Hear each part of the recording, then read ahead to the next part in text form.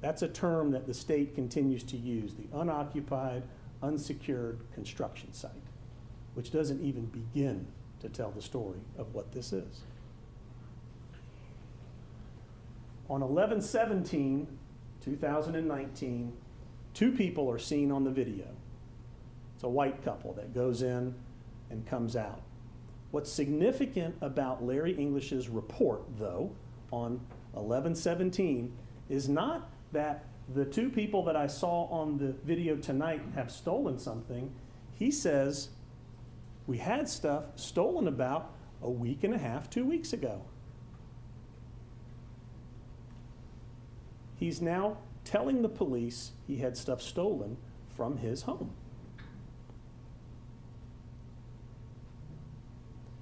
The next night, Mr. Arbery returns. At night, pitch black dark, no lights on in the house whatsoever. And this time, Larry English has put cameras inside the residence. Now, he sees and reports that Mr. Arbery is looking inside a boat. The same boat? No. No, that boat, he got there on the morning of the 18th, and he took it back to Douglas, Georgia with him. What he says right there at the bottom, brought the boat back to keep from stealing electronics off of it. He is communicating this to 911. This is official. He is reporting again. We had a situation with the same guy a week and a half ago.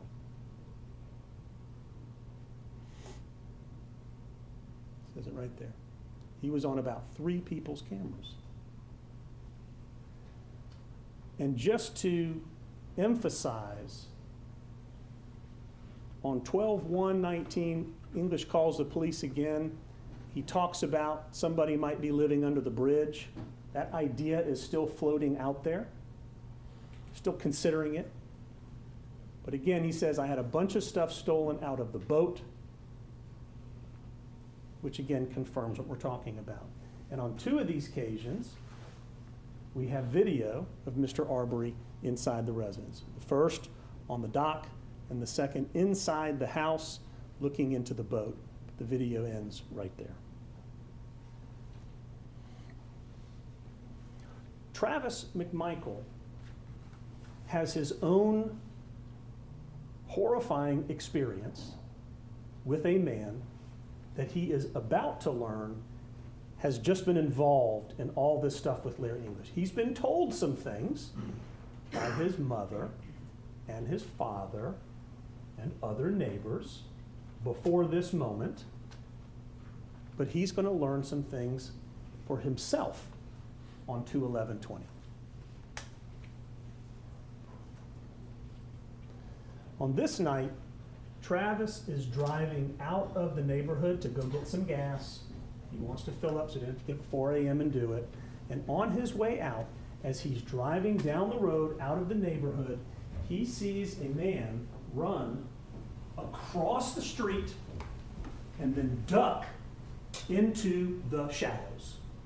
From this house, ducking through the shadows, through the trees, all the way across until he gets in front of this house.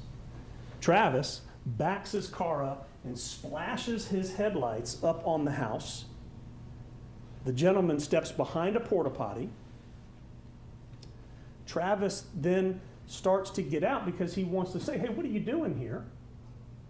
The guy comes out from behind a porta potty, lifts his shirt up, and acts like he's reaching in his pocket, and that totally freaks out Travis. Despite his training, despite his experience, it freaks him out. Travis tries to talk to him. Now, the guy never says, hey, I'm sorry, I am so sorry. I was walking my dog, or I'm so sorry, I did not mean to startle you, like any one of you would if you were out in a yard late at night. Didn't say anything, just did this. Travis got in his car, reversed out, stalled the car, but backed up and zipped home to tell his dad. As soon as his dad hears what's going on, his dad decides to go check it out. At the same time, Diego Perez has apparently been called, and he's going to check it out. They take firearms with them. Travis tells you, he said, "Dad, whoa, wait a second. This guy could be armed. Wait a second." But his dad was already walking down the street. Travis gets in his truck, he backs up, he's calling 911, and he returns to the house where he puts the headlights on the house, watching, waiting, believing that this man could be dangerous, believing that his dad could now be in danger, believing that something awful could happen. So he posts up right here, lights on, and waits for the police that he himself called. And when the police arrive, he stands there and he talks to the police. He tells them, "Hey, my dad's in there." "Travis, why didn't you go in there? Why didn't you go in the house?" He's like, "I'm not going in there. I'm not going in there. When this guy did this, that was enough for me. I'm staying out here." It's a reasonable thing to do.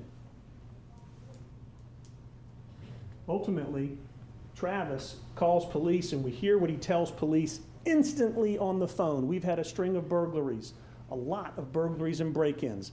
That's what he tells them. That's what's in his mind almost from the very beginning. "He startled me. He reached into his pocket. I didn't know if he was armed or not. It looked like he was acting. He was. He's sneaking behind a bush." He also tells the officer he had a pistol stolen about a month ago. This is what he's saying, and you hear him breathing. And the operator says, "You all right, hon?" "Yeah, he just startled me." That's real. That's a real experience with the guy going into a house after being seen at night with headlights and reaching and then turning around and going into a house that's not his.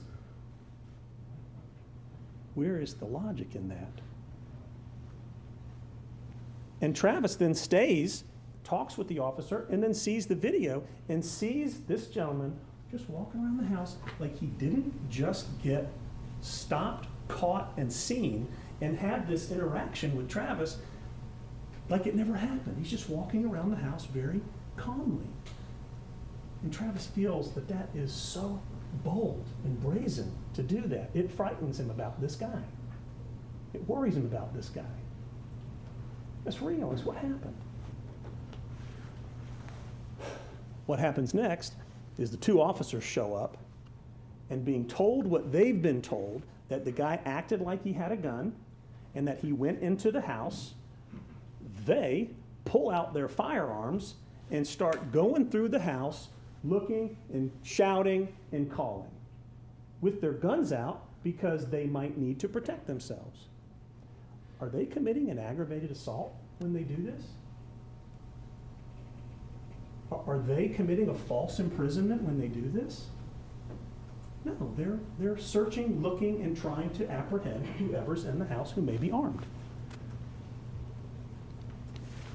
And then everybody meets outside and they talk. And this is where Travis gets the rest of the information. Aside from his own personal experience, he and his father, talking to Officer Rash, Diego Perez, Matt Albenzi, Ronnie Olson, and Brandon Gregory, the officer who also works with Glenn County Police. They talk that night.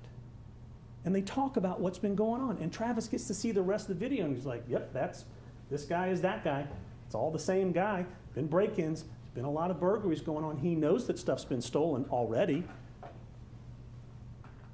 And they have a conversation, and you heard part of that conversation from the transcript. Rash says, "Well, we haven't actually seen him take it." It's because there was no camera on it. But I guarantee you, if one of you left your bag in this room and we all went out into the hallway, and then I walked in here and you saw me walk in here and you never saw me leave, and when you come back in, you walk in, you go, "Where's my bag?" Well, nobody else came in here, but Jason did, and the bag is gone, and oh look, there's a back door. Is it reasonable to believe that I may have taken your bag? Of course it is.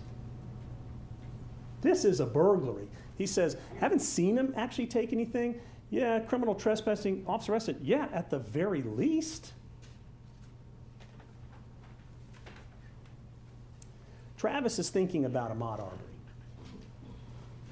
He's thinking about what must be in his mind in order for himself to try to figure some things out. Travis knows that he caught Ahmaud going into the house. He knows that. And so Ahmaud should know that Travis knows that. He knows that Ahmaud has been down on the dock, and that Ahmaud should know he's been down on the dock, that he's been on someone else's property. He's got to know that by now, Travis is thinking. He knows it's not his home or his house under construction. He knows that he's been caught sneaking around in the bushes. Travis is the one that caught him. He knows that there's been a confrontation about that. He knows, he believes Mr. Arbery's got to be, this guy, this man has to understand that these things have taken place, that he had headlights on him, that somebody was trying to talk to him about why he was out after dark in front of this house and he didn't respond. If I say to one of you, hey, how are you doing? And you just look at me and you walk away, you know you've looked at me and walked away. You know that that's part of what's happened. And he still went in the house after being confronted in the dark. And then he looked around. He knows that he's in the house looking around. And eventually, that he'll be seen on the 23rd going in the house, and that people were trying to talk to him and that he's not answering anybody any questions. And ultimately, he knows that the police are on the way. Travis knows these things must be in Mr. Arbery's mind because they were part of the very real experience that he had with him. And because of that, Travis is starting to believe and expect certain things in return. Obvious, ordinary, natural things that should happen in return. To constitute the offense of burglary, it's not necessary that a break-in happen, that something gets broken. If you recall, all the questions by the state of the witnesses, well, was anything broken? Was a window broken? Was a door broken? That's not what's required for the law. Those questions are meaningless and they are red herrings. Nothing has to be broken. You just have to break the plane of the structure to constitute a burglary.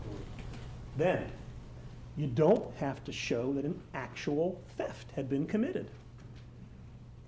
Nothing actually has to be stolen. You just have to enter with the intent to steal something. Where do we derive a person's intent to steal something from a house?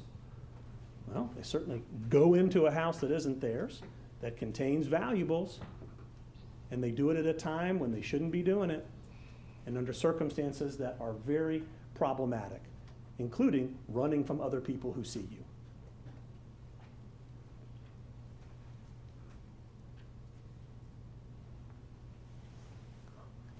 Lastly, Larry English's deposition. Mr. English couldn't be here, he's very sick. Watching a lot of deposition is a hard thing to do. The basics of this deposition.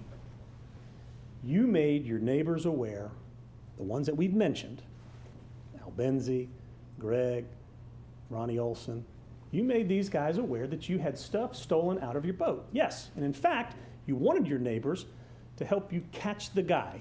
Yes, Diego. I wanted Diego to catch this guy. You never told them at any point, hey guys, I'm sorry, it wasn't stolen when it was at my house. It was stolen when it was off property. You never told them that, did you, Mr. English? Never told them that. You never announced it on Facebook. You never announced it on Next Door Neighbor. You never corrected what you now say is it was stolen off-site somewhere. You never told your neighbors that. And he says no. So then, therefore, Mr. English, to your knowledge, they were left with the impression that stuff had been stolen from your boat at 220 Satilla. I guess so.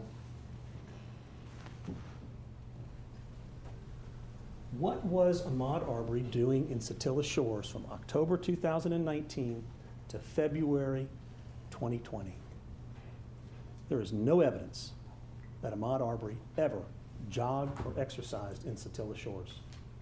Not one friend, not one family member, not one eyewitness, even Rash going door to door. There is no evidence whatsoever that Satilla Shores was a place of exercise and jogging for Ahmaud Arbery. Officer Rash testified that by December 19, he knew Larry had a cooler stolen, electronic equipment stolen from the offshore boat while it was parked in the RV garage, and Bob said, that's a burglary. A burglary had been committed in this residence, and he said, that's right. But it was never reported. Like, we didn't have a report about it, so I didn't really investigate it. But that is a burglary, and he has admitted that to you as well.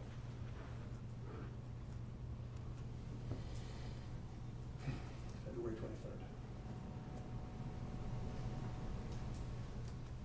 Mr. Olson's surveillance camera shows that Mr. Arbery walked into the neighborhood. Didn't run.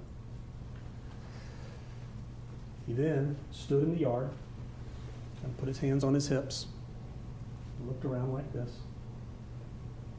and then went into the residence. Matt Albenzi was doing work in his yard, and he saw this gentleman who resembled the gentleman who had committed what they thought was a burglary in that residence. He shut down the work that he was doing, put a gun in his pocket, grabbed his cell phone, and he walked all the way up to the street to the corner where Jones meets Satilla, where he keeps his mailbox.